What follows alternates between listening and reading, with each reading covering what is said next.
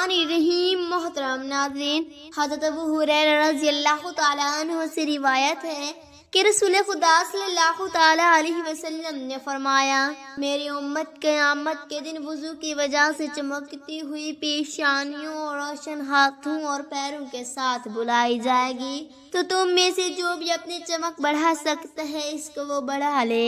وضو کے دوران گناہوں کو معاف ہونا۔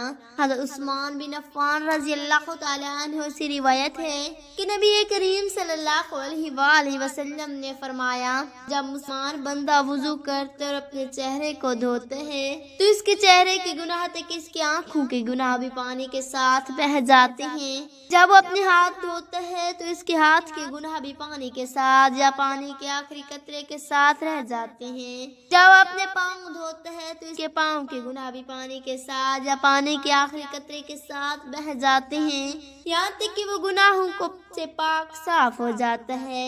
حضرت ابو ہریرہ رضی اللہ تعالیٰ عنہ سے روایت ہے کہ نبی کریم صلی اللہ علیہ وآلہ وسلم نے فرمایا، جب تم میں سے کوئی وضو کرے تو اپنے ناک میں پانی چڑھائے پھر اسے نکال دے، اور جو پتھر سے استنجا کرے وہ تاک پتھر استعمال کرے، اور جو کہ جاگتے ہوئے نیند کرے تو وضو کرے۔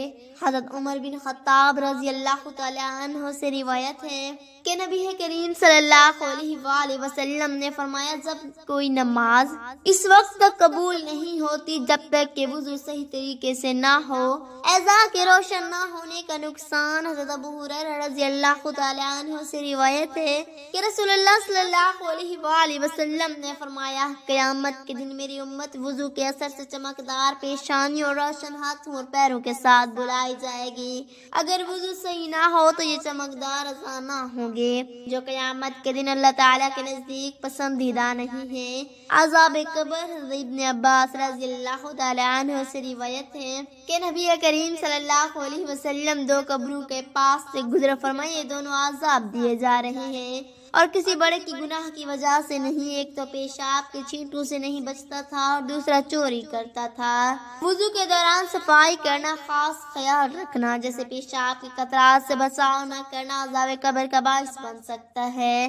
حضرت عثمان بن عفان رضی اللہ تعالیٰ عنہ سے روایت ہے کہ نبی کریم صلی اللہ علیہ وآلہ وسلم نے فرمایا، جو شخص مکمل وضو کرے اور پھر کہے تو اشہد ان لا الہ الا اللہ وحدہ لا شریک لہ واشہد ان محمد عبدہ ورسولہ، تو اس کے لیے جنت کے 8 دروازے کھول دیے جاتے ہیں جس سے چاہے داخل ہو جائے۔ حضور کے فرائض شریعت کے مطابق 4 ہیں جن کا ذکر قرآن و حدیث میں واضح طور پر ملتا ہے۔ ان فرائض کو ادا کرنا وضو کی صحت کے لیے ضروری ہے۔ اگر ان میں سے کوئی ایک بھی چھوٹ جائے تو وضو صحیح نہیں ہوگا۔ یہ فرائض سورۃ مائدہ کی آیت نمبر 6 میں بیان کیے گئے ہیں۔ پہلا دھونا، چہرے کا دھونا وضو کا پہلا فرض ہے، جس میں پیشانی کے بالوں سے لے کر تھوڑی تک اور ایک کان کی لو سے دوسری کان کی لو تک کا حصہ شامل ہے۔ ہاتھوں کا کونیوں تک دھونا، دونوں ہاتھوں کو کونی سمیت دھونا ضروری ہے۔ سر کا مسح کرنا، سر کے چوتھائی حصے کا مسح کرنا فرض ہے۔ پاؤں کو ٹخنوں تک دھونا، دونوں پاؤں کو ٹخنوں سمیت دھونا ضروری ہے۔ قرآن مجید میں وضو کے فرائض اللہ تعالیٰ قرآن مجید میں فرماتے ہیں، اے ایمان والو، جب تم نماز کے لیے اٹھو تو اپنے چہلوں کو اور اپنے ہاتھوں کو کونیوں تک دھو لو، اپنے سروں کا مسح کرو، اپنے پاؤں ٹخنوں تک دھو لو۔ وضو کے فرائض کا خلاصہ، چہرہ دھونا پہچانی سے تھوڑی تک اور کانوں کی لوح تک، ہاتھ دھونا کونیوں سمیت، سر کا مسح چوتھائی حصے دھونا۔ وضو سمیت یہ 4 فرائض وضو کی صحت کے لیے لازمی ہیں اور ان کا صحیح طریقے سے ادا کرنا ضروری ہے۔ اگر ان میں سے کوئی فرض چھوٹ جائے تو وضو ناقص ہوگا اور اس وضو کے ساتھ نماز وغیرہ ادا نہیں کی جا سکتی۔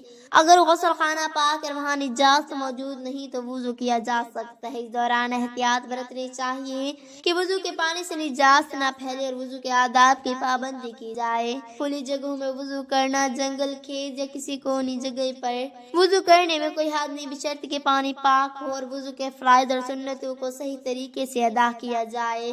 پانی کے ذرا کنویں کا پانی اور طاہر ہوتا ہے اور اسے وضو کیا جا سکتا ہے بشرطے کہ پانی میں کوئی نجاست نہ ہو۔ اگر کنویں میں نجاست گر جائے تو اس کو پاک کرنے کا طریقہ اپنانا ہوگا جو شریعت میں موجود ہے۔ اس سبب پانی اگر کسی پانی کے بارے میں یقین نہ ہو کہ وہ پاک ہے یا ناپاک تو اس پانی سے وضو نہیں کرنا چاہیے۔ شریعت میں طاہر پانی سے وضو کرنے کا حکم ہے۔ نہری پانی یا جھیل پانی، چشمے کا پانی، تمام پانیوں سے وضو کیا جا سکتا ہے بشرط کہ پانی میں کوئی نجاست نہ ہو اور وہ پاک ہو۔ وضو کا اصل مقصد جسم کو پاک کرنا ہے اور یہ کپڑوں سے متعلق نہیں، اس لیے ورنہ جسم سے وضو کرنا جائز ہے بشرط پردے کی بات کی رعایت کی جاتی ہے۔ خاص طور پر اگر کوئی وضو موجود ہو لیکن وضو کے بعد نماز پڑھنے کے لیے مناسب کپڑے پہننا ضروری ہے۔ نماز کے دوران مخصوص لباس کے تقاضے ہیں۔ مردوں کے لیے ناف سے لے کر گھٹنوں تک حصہ ڈھانپنا ضروری ہے۔ عورتوں کے لیے پورے جسم کو سوائے چہرے، ہاتھ اور پاؤں کو ڈھانپنا ضروری ہے۔ اگر نماز کے صحیح ڈھانپنا نہ جائے تو نماز درست نہیں ہوگی چاہے وضو صحیح طریقے سے کیا ہو۔ وضو کے بغیر سونے سے کیا ہوتا ہے؟ وضو کے بغیر سونا مکروہ ہے لیکن یہ گناہ نہیں ہے، البتہ وضو کے ساتھ سونے کے بہت سے فضائل اور فوائد ہیں جو مختلف احادیث میں بیان ہوئے ہیں۔ حضرت برا بن حضرت رضی اللہ تعالیٰ عنہ سے روایت ہے کہ نبی کریم صلی اللہ علیہ وآلہ وسلم نے فرمایا جب تم بستر پر جاؤ تو وضو کرو جیسے نماز کے لیے وضو کرتے ہو۔